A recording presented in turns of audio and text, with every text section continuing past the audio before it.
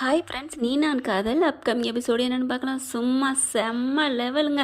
நம்ம ராகவ் பண்ண விஷயம் இருக்குது பார்த்தீங்களா, எல்லாம் நல்லபடியாக முடிஞ்சிருது. அறை கொடுக்குறாரு லாவண்யாவுக்கு, கல்யாணம் நின்று போயிடுது. மதுவுக்கும் அவங்க லவ்வருக்கும் கல்யாணம் பண்ணி வச்சிடறாங்க. அதுக்கப்புறம் முரளியும் சுந்தரியும் வெந்து நொந்து போகிறாங்க. வீட்டுக்கு வந்துடுறாங்க. வீட்டுக்கு வந்ததுக்கப்புறம் அவங்க அப்பா அம்மாலாம் வர சொல்கிறாங்க. இங்கே பாருங்கள், நாங்கள் ஒரு விஷயம் பேசி முடிச்சுட்டு போகலான்னு வந்திருக்கோம். என்ன விஷயம் அப்படிங்கல, இந்த மாதிரி என்னமோ பிரிஞ்சிறேன்னு சொல்லிட்டு அக்ரிமெண்ட் போட்டிருக்கீங்களாமே, என்ன அக்ரிமெண்ட் அப்படின்னு ஓடி போய் எடுத்து வந்து கொடுக்குறாங்க. அஞ்சலி எடுத்து படிக்க போகிறாங்க. படிக்க போகையில் வாங்கிட்டு நான் அபியை அப்படின்னு சொன்ன கையோட 2 பேரும் பாஞ்சு அப்படியே அந்த பேப்பரை பறிக்கிறாங்க. ஏன்னா தெரிஞ்சு பேருமே பிரிஞ்சு போகிறோங்கிறது எழுதியிருக்காங்களே அப்படின்னு. ஆனால் கடைசியாக ராகவ் தாங்க வின் பண்ணுறாரு. இன்னைக்கு செம்ம தூள் சொல்லலாங்க. ராகவை பார்க்க அவ்வளோ கண்ணில் ஒத்திக்கலாம். டக்குன்னு அந்த பேப்பரை வாங்கி ஒன்றுமே பண்ணலங்க, அப்படியே தாறு மாற கிழிச்சு எடுத்து போட்டு சுக்குநூறுன்னு சொல்ல கிழிச்சு போட்டுறாருங்க. அது யாரும் பார்த்துடக்கூடாது. ஏன்னா மனசு முழுக்க என் பொண்டாட்டி அபி இருக்கா, இந்த பேப்பர் தேவையே இல்லை. கொஞ்சம் மறந்துட்டார் போல இருக்கு, இல்லைன்னா அன்னைக்கு கிழிச்சு போட்டிருப்பாரு அபி மனசுக்குள்ளே வந்த கையோட. ஆனால் கிழிச்சு போட்டார் பார்த்தீங்களா. இப்போ நான் என்ன சொல்ல வரேங்கிறது ஃப்ரெண்ட்ஸ் உங்களுக்கு எல்லாத்துக்கும் தெரியுது. மகாநதியில் விஜய் பண்ண தப்பை தான் நான் இப்போ எதுக்கு சொல்ல வர்றேன் அப்படிங்கிறது கரெக்டாக ஃப்ரெண்ட்ஸ் புரிஞ்சிருப்பீங்கன்னு நினைக்கிறேன். மகாநதியில் விஜய் என்ன பண்ணார், இந்த மாதிரி காவேரி தனக்குள்ளே வந்துட்டா, நல்லா லவ் பண்ணியாச்சு, ஃபர்ஸ்ட் நைட் கொண்டாடியாச்சு, அப்படி இருந்தால் அந்த அக்ரிமெண்ட் பேப்பர் வச்சிருக்கலாமா. தாத்தா வேற தூண்டிக்கிட்டே இருக்காரு, கிழிச்சு போடுறாருன்னு. ஆனால் அவர் என்ன பண்ணார், கிழிச்சு போடாமல் வச்சுருந்தாங்க. இவ்வளோ வேணேன். ஆனால் நம்ம தலைவர் இங்கே ராகவ் என்ன பண்ணுறாரு, அப்பெல்லாம் வெயிட் பண்ணவே இல்லைங்க. சும்மா சுற்றி கிழிச்சு போட்டு தூள் கிளப்பிடுறாரு. அப்படி இப்படி மனசுக்குள்ளே பார்த்தா சந்தோஷம் தாங்கலை. நெஞ்சில் மாமழை அப்படிங்கிற மாதிரி.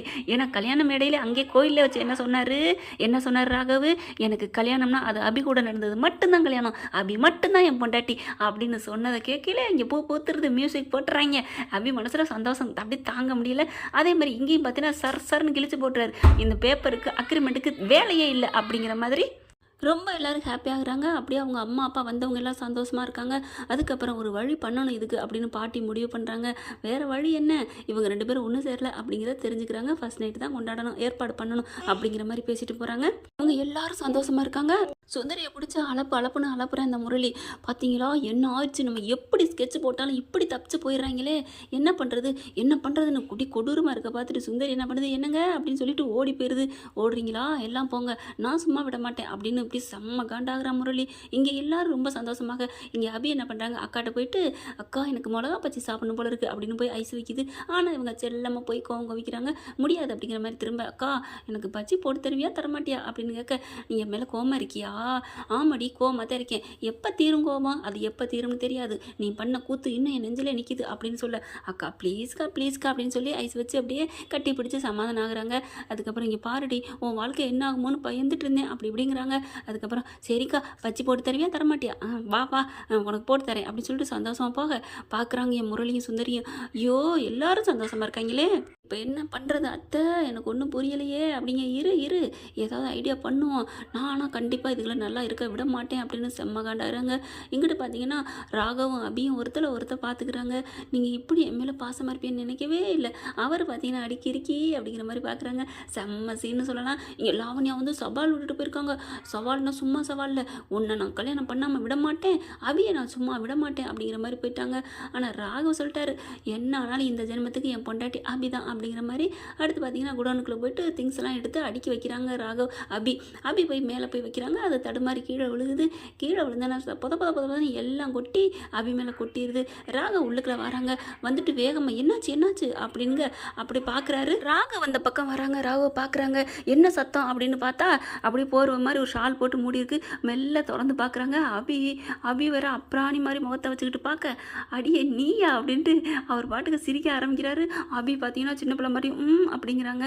என்ன இதுக்குள்ளேயே வந்த அப்படிங்கிறாங்களா, இல்லை நான் இதை எடுத்து மேலே வைக்க வந்தேன், என்கிட்ட கூப்பிட வேணாமா அப்படிங்கிறாரு. அதுக்கப்புறம் செம்ம காமெடியாக இருக்குது. என்னை கையை பிடிச்சி தூக்குங்க அப்படிங்கிறாங்க. கையை கொடுக்குறாங்க. ராகவ் அபிக்கு கையை பிடிக்கிறாங்க. பிடிச்சிக்கிட்டு அப்படி மெல்ல எந்திரிக்கிறாங்க. எந்திரிக்கையில் கையை விட்டுறாங்க. லைட்டாக வலிக்கிட்டு விழுந்துருது. படார்னு அபி கீழே விழுந்துடுறாங்க. மறுபடியும் அம்மா அப்படின்னு சொல்ல, என்ன ஒழுங்காக கையை பிடிக்க மாட்டியா அப்படின்னு ராகவ் சொல்ல, நீங்கள் ஒழுங்காக பிடிச்சி தூக்க மாட்டீங்களா, இந்த வாய் இருக்கே வாய் அப்படிங்கிறாரு. அதுக்கப்புறமா கையை பிடிச்சி அப்படி தூக்குங்க அப்படிங்கிறாங்க. மெல்ல அப்படி தூக்கிட்டு கீழே தன்னால் அவரே ஸ்லிப் ஆயிடுறாரு. அவரும் சேர்ந்து அப்படியே விழுந்துடுறாங்க.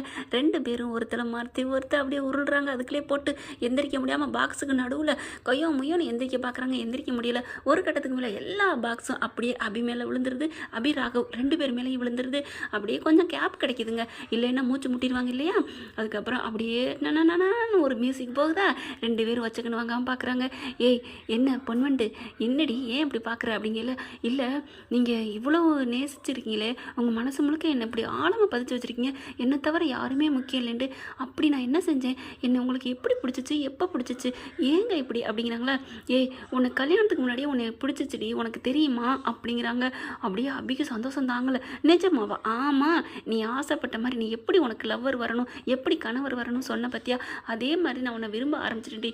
உன்னை உயிருக்கு உயிராக நெஞ்சுக்களை வச்சு போட்டி வச்சுன்னு தெரியுமா. நீ அந்த விக்னேஷ் கூட பேசலாம், என் மனசு எப்படி தெரியுமா அடிச்சுக்கிட்டு இருந்துச்சு அன்னைக்கு அப்படின்னு சொன்ன கையோட, அப்படியா நிஜமாவா, அப்போ நீங்கள் என்னை லவ் பண்ணீங்களா, அப்போ நான் கொடுத்து வச்சவ தானா, எதுக்கு கொடுத்து வச்சனாங்கிற அப்படின்னு கேட்குறாரு.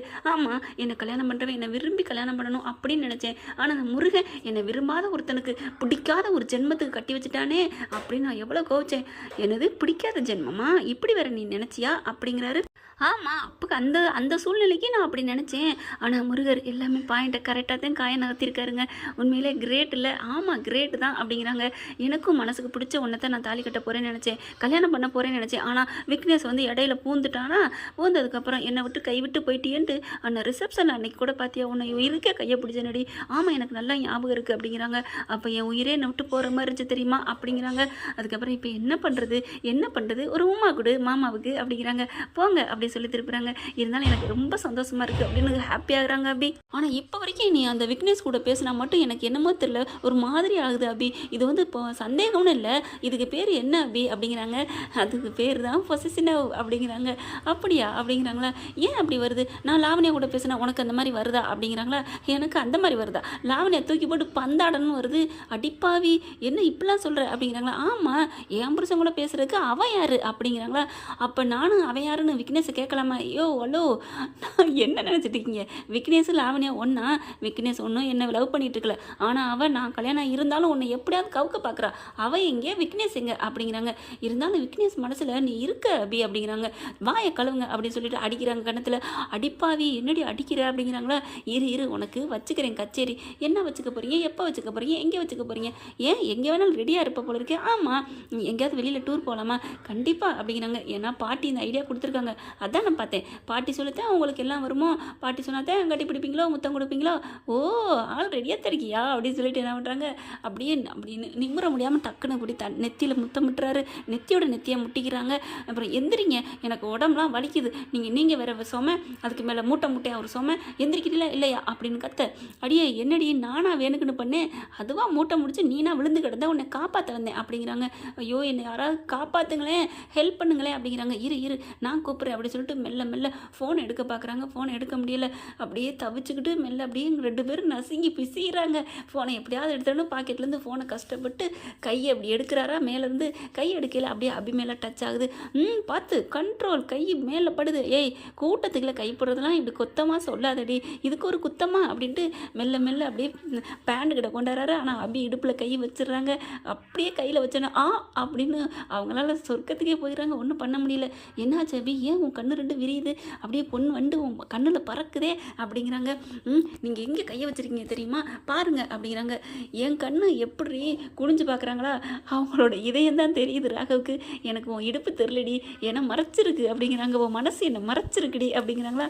ரொம்ப அப்படியே கொட்டுன்னு இவங்களே, நீ கொட்ட முடியாது, உன் கை தான் ஏன் இடுப்புக்குள்ளே இருக்கே அப்படிங்கிறாங்க, ஏன் வயிற்றுக்குள்ளே இருக்கே அப்படிங்கிறாங்க. இவங்க கை எங்கிட்டு அங்கிட்டு மாறி கிடக்குறாங்களா, ஏன்னா மூட்டை நிறையா கிடக்கு இல்லையா.